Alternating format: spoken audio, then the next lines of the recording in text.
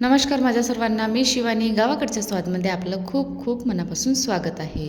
तर आज मी तुमच्यासोबत शेअर करत आहे हाय प्रोटीननी भरलेली सोया चिलीची रेसिपी, जे आपल्यासाठी पण आणि मुलांसाठी पण हेल्दी प्रोटीननी भरलेली छानपैकी अशी चटपटीत अशी स्पायसी रेसिपी आहे आणि बनवणं तर अति सोपी आहे. चला तर सुरू करूया आजची रेसिपी. त्यासाठी मी थोडं गरम पाणी करून घेतलं, त्यामध्ये 1 चम्मच मीठ टाकलेलं आहे आणि थोडीशी उकळी आली, बॉईल झालं पाणी की त्यामध्ये 2 वाट्या आपल्याला मोठीवाली सोयाबीनची वडी टाकायची आहे. छानपैकी याला 2 मिनटाच्या जवळपास मस्तपैकी असे शिजवून घ्यायचं आहे. शिजल्यानंतर आपल्याला याला थंड्या पाण्यामध्ये काढून घ्यायचं आहे, जेणेकरून आपण जेव्हा सोयाबीनमधलं एक्स्ट्रा पाणी काढून ना तेव्हा हाताला चटके नाही लागल्या पाहिजे आणि ही बरोबर सेट झाल्या पाहिजे. यासाठी आपल्याला याला थंड्या पाण्यामध्ये टाकायचं आहे. नंतर मी यामधलं पूर्ण पाणी हाताने असं दाबून दाबून ज्या प्रकारे तुम्हाला दाखवत आहे तशा प्रकारे आपल्याला एक्स्ट्राचं पाणी जेही आहे ना सोयाबीनच्या आतमध्ये घुसलेलं ते सगळं काढून घ्यायचं आहे. नंतर त्यामध्ये 1 मोठा चम्मच भरून मी जिंजर गार्लिक पेस्ट टाकलेला आहे. त्याला पूर्ण आपल्याला सोयाबीनच्या आतमध्ये आतपर्यंत मस्तपैकी असं कोट होईल बा, आतमध्ये जो फ्लेवर असते जिंजर गार्लिकचा तो जाईल बा, असा आपल्याला याला पूर्ण लावून घ्यायचा आहे. नंतर 1 मोठा चमचा भरून मी लाल तिखट टाकलेला आहे आणि अर्धा चम्मच हळद टाकायचे आहे. सोबतच थोडंसं धनिया पावडर टाकले ना अतिशय चांगलं, नसेल तर स्किपसुद्धा करू शकता. तर एखादा चम्मच मी धनिया पावडर व चवीनुसार मीठ टाकलेलं आहे. मीठ बरोबर काळजीपूर्वक टाकायचं, कारण की याच्या अगोदर पण आपण मीठ टाकलेलं आहे.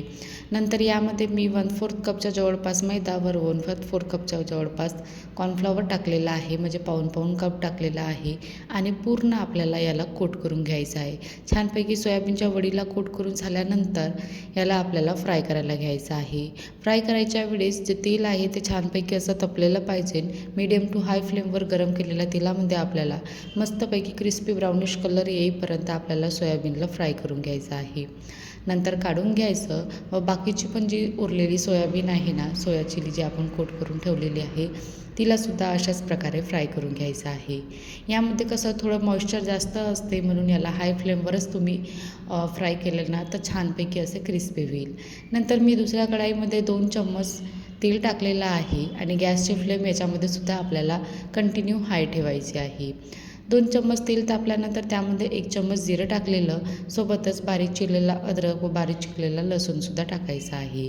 छानपैकी असं जो सुगंध असते लसणाचा आणि अद्रकाचा स्मोकी फ्लेवर असते तो छानपैकी येते रूममध्ये, म्हणून आपल्याला मीडियम टू हाय फ्लेमवरच याला तडका लावायचा आहे. नंतर बारीक चिरलेल्या मिरच्यासुद्धा टाकलेल्या आहे मी 3-4 आणि एक अर्धा बारीक चिरलेला कांदासुद्धा टाकलेला आहे.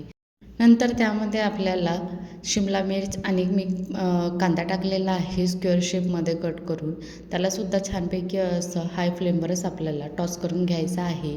हे जास्त आपल्याला शिजवत बसायचं नाही आहे. सोबतच मी टोमॅटोसुद्धा टाकलेला आहे.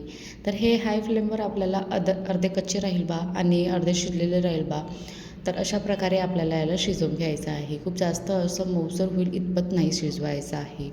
नंतर त्यामध्ये मी 1 मोठा चम्मच भरून कश्मीरी रेड चिली पावडर, सोबतच पाऊण चम्मच हळद आणि 1 चम्मच काळी मिर्च पावडर, सोबतच चवीनुसार मीठ टाकलेलं आहे.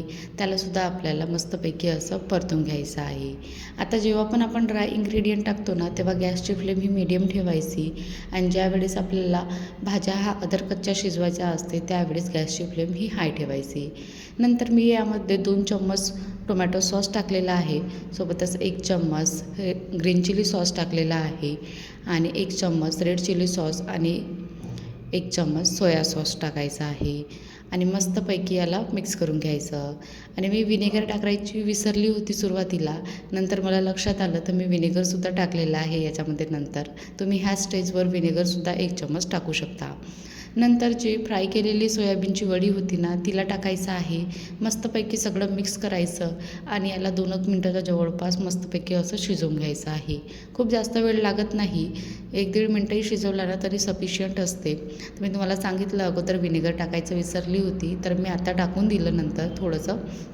आणि नंतर याच्यामध्ये छानपैकी असं कोरिएंडर टाकायचा मस्तपैकी, किंवा स्प्रिंग अनियन असेल ना तुमच्याकडे ते सुद्धा टाकू शकता, बट आता उन्हाळ्यामध्ये अवेलेबल राहत नाही म्हणून मी फक्त सांबार आणि याला मस्तपैकी गार्निश करून घेतलं. आता तयार झालेली आहे ही सोयाबीन. मस्तपैकीला प्लेटमध्ये सर्व करायचे आणि सोया चिलीची रेसिपी ही बनवूनसुद्धा बघायची आणि मस्तपैकी एन्जॉय करायची. कशी वाटली तुम्हाला आजची ही रेसिपी? आवडली असेल तर बनवून बघाल आणि माझ्या चॅनलला सबस्क्राईब करायला विसरू नका. अशाच रेसिपी बघत राहा, एन्जॉय करत राहा. चला तर टेक केअर, बाय.